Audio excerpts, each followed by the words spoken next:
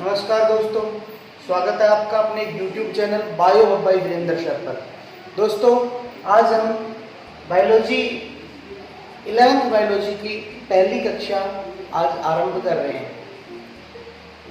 जो विद्यार्थी हमसे पहली बार जुड़ रहे हैं वे हमारे YouTube channel bio hub by Virendra sir को लाइक, शेयर एवं सब्सक्राइब अवश्य करें। अपना चैनल का नाम है bio hub by Virendra sir. इसे लाइक, शेयर एवं सब्सक्राइब अवश्य करें। चलिए स्टार्ट करते हैं आज की पहली कक्षा। आज हम पहली कक्षा में बायोलॉजी के बारे में यानी जीव विज्ञान क्या है इसके बारे में अध्ययन करेंगे। किसे कहते हैं जीव विज्ञान? जीव विज्ञान क्या है? What is biology? जीव विज्ञान विज्ञान की वो शाखा है जिसके अंतर्गत जीवधारियों का और उनसे संबंधित क्रियाकलापों यानी जीवधारियों के विभिन्न क्रियाकलापों का अध्ययन किया जाता है। जीव विज्ञान कहते हैं। जीव विज्ञान जो शब्द है यह 1801 में शब्द जो बायोलॉजी है या जीव विज्ञान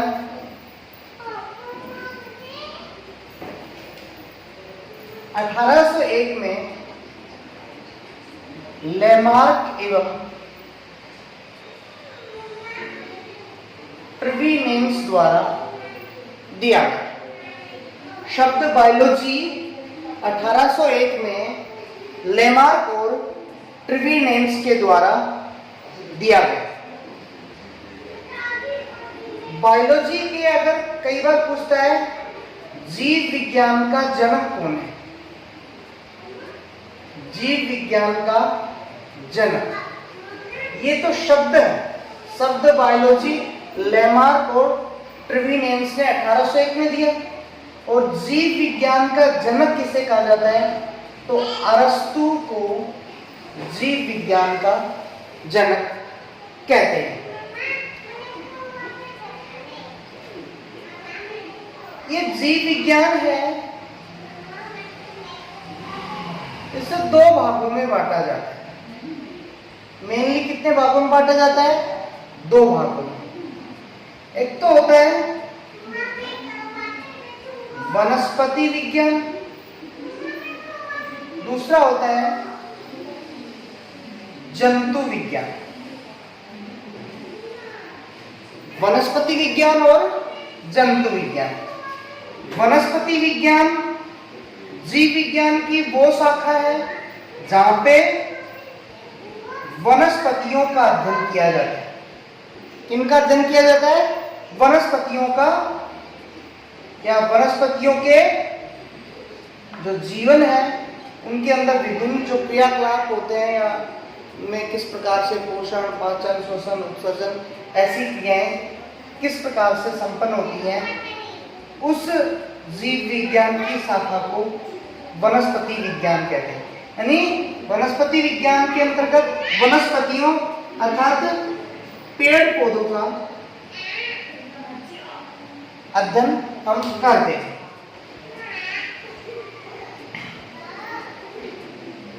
वनस्पति विज्ञान का जनक थियोफ्रास्टस को कहा जाता है। यानी थियोफ्रास्टस वनस्पति विज्ञान के जनक हैं। जंतु विज्ञान यानी जीव विज्ञान की वह शाखा जहां पे एनिमल्स या जंतुओं के जीवन से संबंधित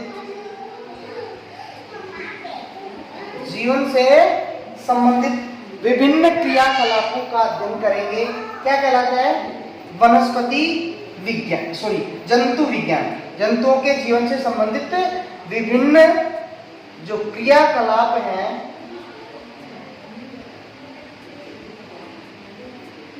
उनका अध्ययन किया जाएगा, उसे हम वनस्पति विज्ञान या जूलॉजी कहेंगे।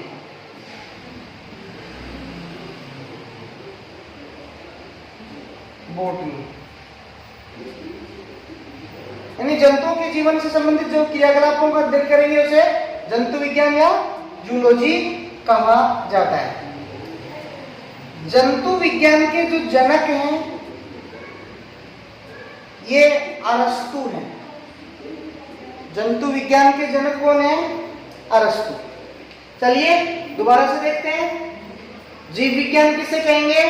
यानी विज्ञान की वह शाखा जहाँ पे जीवधारियों और उनसे उनकी जो क्रियाकलाप हैं जीवन से संबंधी उनका अध्ययन किया जाएगा, उसे जीव विज्ञान कहते हैं। शब्द जीव विज्ञान या बायोलॉजी, शब्द जीव विज्ञान या बायोलॉजी 1801 में लैमार्क और ट्रेविनियंस के द्वारा दिया गया। जीव विज्ञान का जनक किसे कहा जाता है? अरस्तु को। जीव विज्ञान यानी बायोलॉजी को दो शाखाओं में बांटा जाता है। एक होती है वनस्पति विज्ञान, दूसरी जंतु विज्ञान, बोटनी और जूलॉजी। बोटनी के अंतर्गत वनस्पतियों के जीवन से संबंधित जो भी उनकी प्रक्रियाएं चलती हैं, पाचन, जनन, उत्सर्जन, विभिन्न प्रकार के किस प्रकार से उनमें वृद्धि होती है, उनसे संबंधित जो क्रियाएं हैं उनके अध्ययन जिस शाखा के अंतर्गत कहेंगे उसे हम बोटनी कहेंगे। इसके जनक कौन है? थियोफ्रास्टस। जंतु विज्ञान यानी जूलॉजी जंतुओं के जीवन से संबंधित उनके विभिन्न क्रियाकलापों का अध्ययन करेंगे, उसे जंतु विज्ञान या जूलॉजी कहा जाएगा। और इसके जनक कौन है? अरस्तु है। ये तो था हमारे जीव विज्ञान का एक सामान्य परिचय। नेक्स्ट हमारा टॉपिक है जीवधारियों का वर्गीकरण। जीवधारियों का वर्गीकरण, हाँ जी, यानी जीवधारियों को किस प्रकार से, जीवधारियों यानी प्रकृति के ऊपर पाए जाने वाले विभिन्न जीवों को उनकी समानता एवं विषमताओं के आधार पर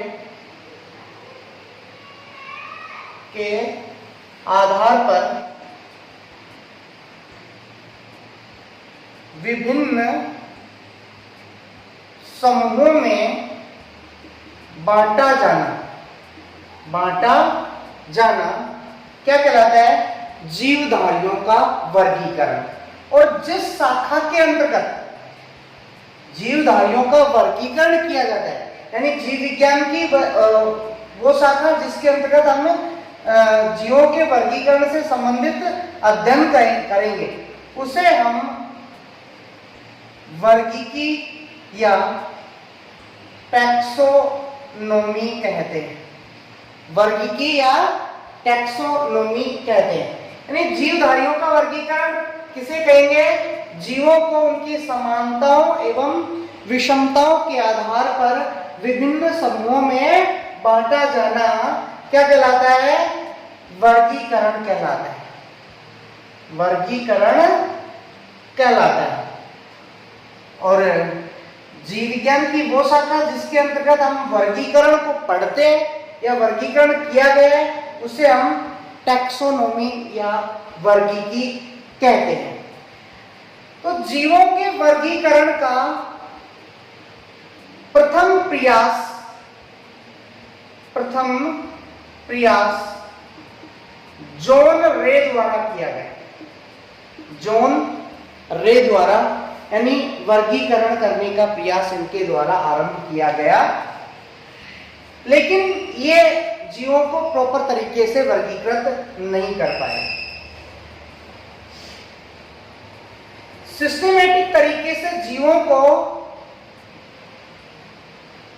वर्गीकृत कैरोलस लीनियस द्वारा किया गया। कैरोलस लीनियस द्वारा किया गया। कैरोलस लीनियस ने संपूर्ण जीव जगत को दो भागों में बांटा। एक तो था पादप जगत और दूसरा था जंतु जगत। पादप जगत और जंतु जगत। कैरोलस लीनियस ने क्या किया? संपूर्ण जीव जगत को दो भागों में बांटा, पादप जगत और जंतु जगत में। यानी वर्गीकृत करने का प्रयास किसने किया? सिस्टेमेटिक तरीके से कैरोलस लीनियस ने। इसलिए इन्हें वर्गीकी के पिता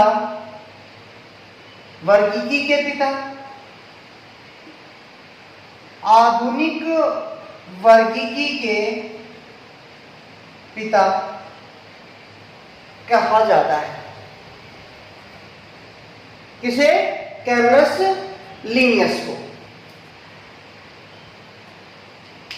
कैरोलस लीनियस की ये दो जगत प्रणाली धीरे धीरे पंच जगत प्रणाली में रूपांतरित हो गई। तो ये दो जगत जो प्रणाली है ये पांच जगत प्रणाली में रूपांतरित हो गई। ये पांच जगत प्रणाली 1969 में R.H. व्हीटेकर द्वारा प्रतिपादित की गई। पांच जगत प्रणाली 1969 में R.H. व्हीटेकर द्वारा प्रतिपादित की गई। इनके द्वारा संपूर्ण जीव जगत को पांच भागों में बांटा। मोनेरा,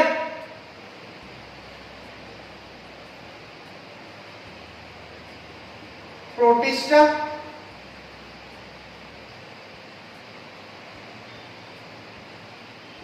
कवक, पादप और पांचवा जगत था जंतु जगत। मोनेरा, प्रोटिस्टा, कवक जिसको फंगी भी बोलते हैं, प्लांटी और ये एनिमेलिया।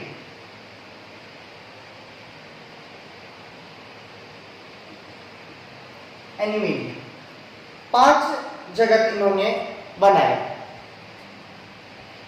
पहला जगत मोनेरा जगत, यानी इस जगत के जो सभी जीव क्या हैं? प्रोकैरियोटिक है। कैसे हैं? प्रोकैरियोटिक हैं।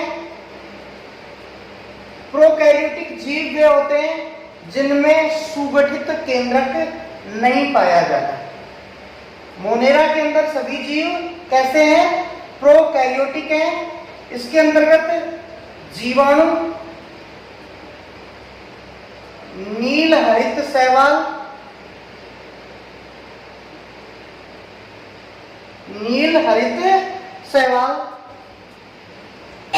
आर्की बैक्टीरिया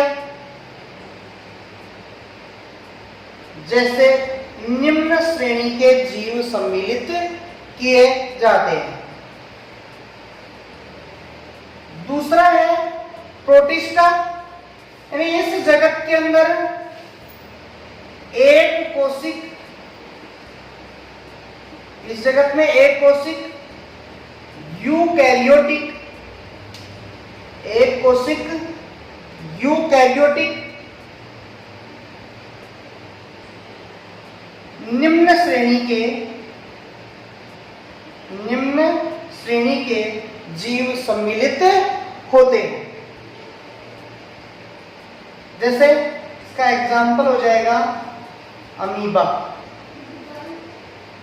अब ये प्रोटिस्टा है इस प्रोटिस्टा के अंदर एक जीव आता है युगलीना। युगलीना ये इसी का एग्जाम्पल है। युगलीना, युगलीना में स्वपोषण और परपोषण दोनों पाए जाने के कारण, यानी जब सूरज का प्रकाश होता है तो युगलीना द्वारा अपना भोजन खुद बनाया जाता है, और सूर्य के प्रकाश के अभाव में युगलीना परपोषण दर्शाता है। इस वजह से युगलीना को पादप व जंतु जगत की योजक कड़ी कहते हैं। योजक कड़ी कहा जाता है। प्रोटिस्टा में क्या आएंगे? एक कोशिक, यूकैरियोटिक, निम्न श्रेणी के जीव आएंगे, जैसे अमीबा, युगलीना। युगलीना है, ये युगलीना इसके अंदर सूरज के प्रकाश की उपस्थिति में ये स्वपोषण दर्शाता है, और सूरज के प्रकाश के अभाव में ये परपोषण दर्शाने के कारण इसे पादप और जंतु जगत के बीच की योजक कड़ी कहते हैं। तीसरा है हमारा फंगी, जिसे हम कवक कहते हैं। इसके अंदर यूकैरियोटिक परपोषित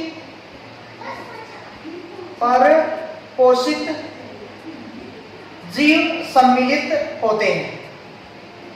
इनमें जो पोषण है वो अवशोषण विधि द्वारा होता है। पोषण किस विधि से होगा? अवशोषण विधि से होगा। ये मृतजीवी, परजीवी, मृतोपजीवी प्रकार के होते हैं, और इनकी जो कोशिका भित्ति है वो काइटिन से बनी होती है। कोशिका भित्ति काइटिन से बनी होती है। चौथा जो जगत है वो पादप जगत है, और इस पादप जगत के जो जीव हैं ये रंगीन यानी कलर्ड, बहुकोशिक,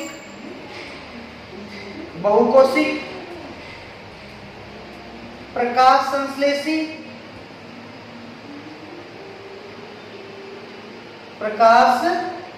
संश्लेषी इसके अंदर जीव सम्मिलित किए जाते हैं। जैसे इसका एग्जाम्पल क्या हो जाएगा? विभिन्न प्रकार के जो पादप हैं, शैवाल हैं, शैवाल पादप, और इसके एग्जाम्पल हो जाएंगे कवक के ये क्लेमाइडोमोनास,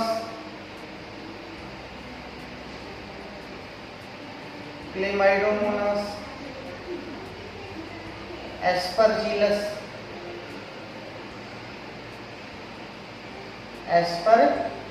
वगैरह, ये इसके अंदर आ जाएंगे। जंतु जगत, इस जगत के अंदर यानी बहुकोशिक, यूकैरियोटिक,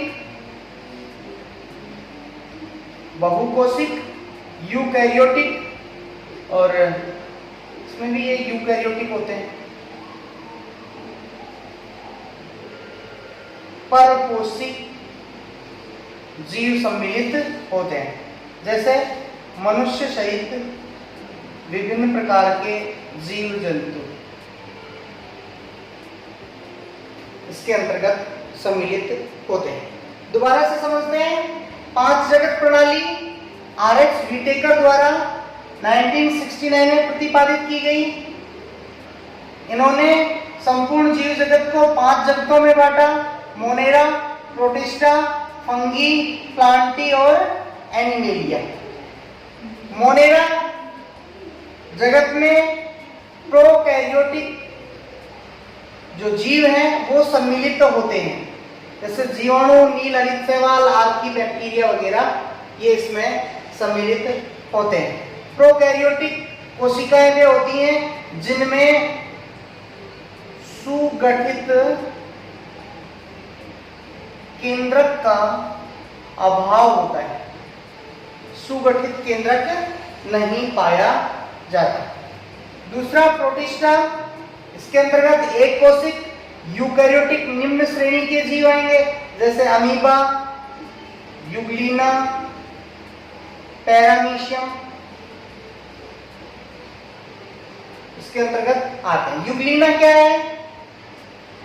यूग्लिना में क्या होगा भाई?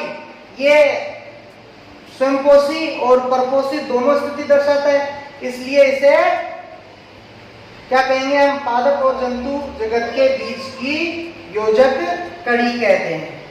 फंगी और प्लांटी इसमें बहुकोशिक यूकैरियोटिक परपोषी जीव सम्मिलित होते हैं। इनमें जो भोजन का जो अवशोषण होता है, भोजन जो प्राप्त करते हैं वो अवशोषण क्रिया से करते हैं। इनकी कोशिका भित्ति काइटिन से बनी होती है। प्लांटी यानी ये बहुकोशिक रंगीन प्रकाश संश्लेषी होते हैं, यानी ये भोजन का निर्माण स्वयं करते हैं। और जो परपोषी है उनके लिए भोजन का उत्पादन भी अधिकांशतः पादपों द्वारा किया जाता है। जंतु या एनिमेलिया, इसके अंदर बहुकोशिक यूकैरियोटिक परपोषी जीव सम्मिलित होंगे, जैसे मनुष्य सहित विभिन्न प्रकार के जीव जंतु।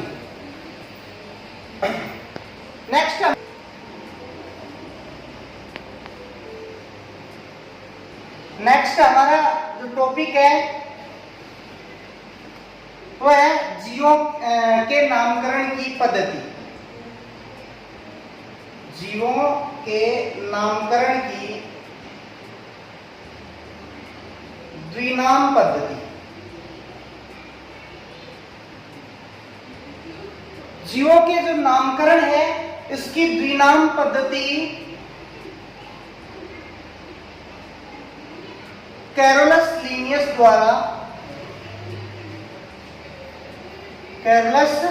लीनियस द्वारा प्रतिपादित की गई। इन्होंने जीवों के नाम को दो पदों में लिखा। नाम है जीवों का, वो नाम वो दो पदों में लिखा। नाम को दो पदों के अंदर लिखा। प्रथम पद किसको बताता है? वंश को। और दूसरा पद है जाति को इंगित करता है। दूसरा पद जाति को इंगित करता है। जैसे मनुष्य का नाम होमो सेपियंस है। होमो सेपियंस, तो होमो किसको इंगित कर रहा है? वंश को। और सेपियंस इसकी जाति को प्रदर्शित करता है। नाम लिखने के लिए कुछ नियम प्रतिपादित किए गए। पहला नियम है कि जीव का नाम कितने? दो पदों में लिखा जाएगा। दूसरा नियम कि नाम लिखते समय या जीवों का जो नामकरण है वे लैटिन भाषा में लिखे जाएंगे। जीवों के नाम लैटिन भाषा में लिखे जाएंगे, चाहे वो कहीं पे भी पाया जाता हो। अगर उसे किसी दूसरे देश में पाया जाता है, किसी दूसरे नाम से जाना जाता है, तो उस नाम का लैटिनीकरण करके उसका नाम लैटिन भाषा में लिखा जाएगा। तीसरी बात कि भाई नाम लिखते समय जो प्रथम पद यानी वंश है, इसका पहला अक्षर कैपिटल होगा और दूसरा अक्षर अन्य जो अक्षर हैं वो स्मॉल होंगे। जाति का पहला अक्षर स्मॉल होगा, वंश का पहला अक्षर केवल कैपिटल होगा। चौथी बात कि भाई नाम है वो अगर छपाई में लिखे जाते हैं, जैसे कंप्यूटर से या टाइपराइटर से छपाई के अंदर लिखाए गए हैं तो तिरछे अक्षरों में लिखे जाएंगे, तिरछे अक्षरों में लिखा जाएगा। अगर हाथ से लिखा जाता है तो वंश व जाति दोनों पदों को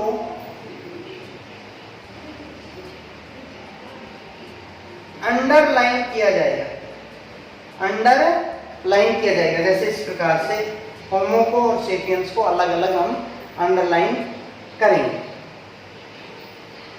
अगली बात कि भाई नाम के अंत में उस वैज्ञानिक का नाम लिखा जाएगा जिसने वो नाम दिया है, यानी अंत में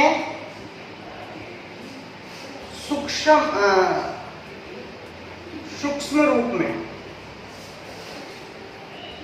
वैज्ञानिक का नाम लिखा जाएगा सूक्ष्म रूप में। जैसे होमो सेपियंस नाम कैरोलस लीनियस द्वारा दिया गया तो अंत में लीन वर्ड जोड़ देंगे, कैरोलस लीनियस के द्वारा दिया गया। तो ऐसे ही कुछ जीवों के नाम हैं वो मैं आपको लिख के बता रहा हूं, आप अपनी नोटबुक में नोट कर लेना।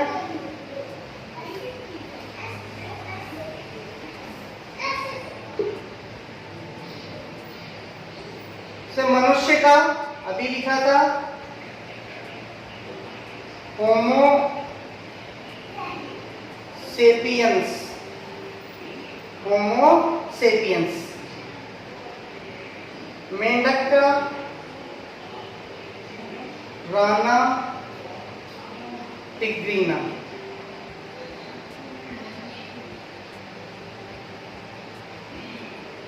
बिल्ली का फेलिस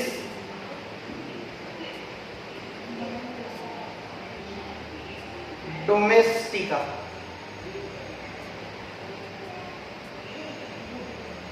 आम का मेंजीफेरा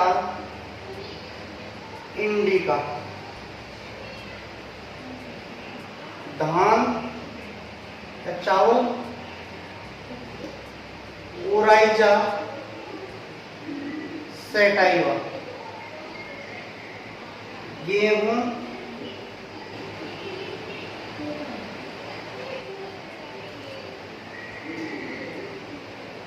टिट्रिकम एस्टाइवम। मटर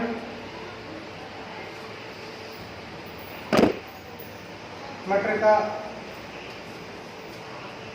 पाइसम सेटाइवम, पाइसम सेटाइवम। सरसों का